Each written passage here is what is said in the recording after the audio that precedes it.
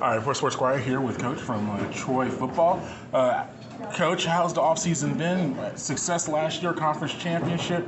How have you turned the page on that, but also reflect on the success of last year? Yeah, proud of last year's team's accomplishments. It was a lot of fun to watch those guys achieve what they were able to accomplish, and then really very quickly move forward towards this team. And we enjoyed the success after the bowl game for a couple weeks, and then the start of January, we really quickly recentered and talked about just moving forward. And the 2023 team is 0-0. We've earned nothing yet, and so we have a lot of work to do to go the direction we want to go. So I'm excited about what's next. No, last year was your first year there, and Yeah. all that success.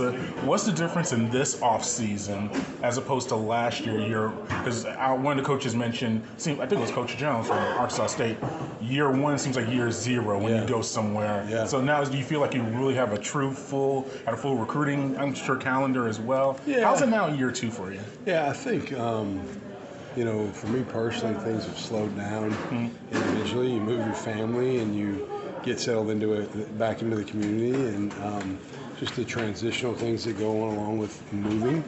And then from a football program standpoint, our entire organization, we're aligned and we speak the same language and understand the daily expectations and the standards in which we operate.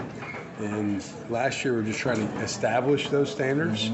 Now they're just being reaffirmed and solidified. And so that part has been probably a little smoother. Now this year we have, last year's team is very experienced and very veteran. This is a much younger group, a less experienced group, if you will, that there's more unknowns. And that's really a fun environment to be in, because we get to see some guys step up and grow in their roles.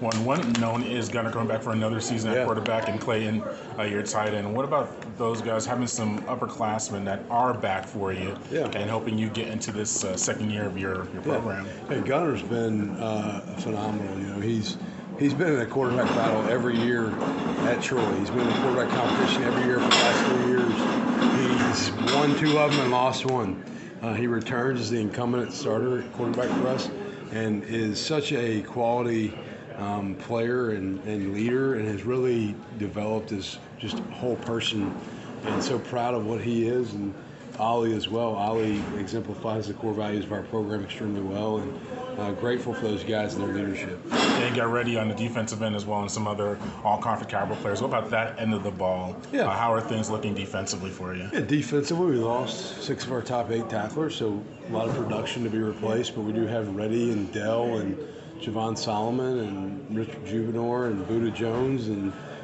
O'Shea Fletcher, and a lot of guys who played meaningful snaps last year. So I think that group as a whole will be ready to go when it comes time to put the ball down. Yeah, and a lot of people talking about the East, but the West, I think, is just as competitive and very wide open. What do you think, where the state of the conference is right now? All those non-conference wins last year, some bowl successes, including your team. Yeah. As well as this conference and the strength of it, really top to bottom. Yeah, I think top to bottom, the parity in this league is real. Yeah. Week in, week out, you're in for a hard-fought football game, and you have to be prepared the right way every week, or you're going to be exposed. And so I feel like the Sun Belt has positioned itself to be in the conversation for the premier Group of 5 football conference, and that makes the competition part of this thing a whole lot of fun. Yeah, and just talking with Clayton, and he did a PSA or commercial for the medical company. Yeah. How do you get the guys in handling that as well? You said, I'm not here for NIL, I'm here to play football and do that. But have you found more of a balance with that now, and helping guys handle all of these, not distractions, but these opportunities that are being presented? Yeah, I think we're very fortunate at Troy, because our football program is a central part of our community, and therefore our players have a lot of businesses that want to partner with our guys. And we're the big show in town in Troy, if you will, and so our guys get a lot of attention. And I'm grateful that they're able to capitalize off of their recognition and their name, image, likeness in any way possible, as long as they're aligning themselves with people and organizations that are positive. And so I'm for our guys being able to get something done on the side of maybe what their scholarship provides them with.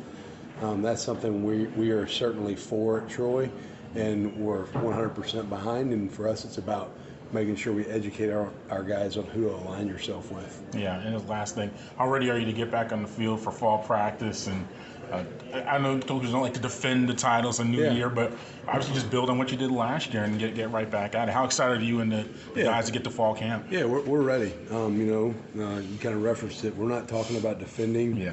We're not talking about repeating. We're not talking about replicating.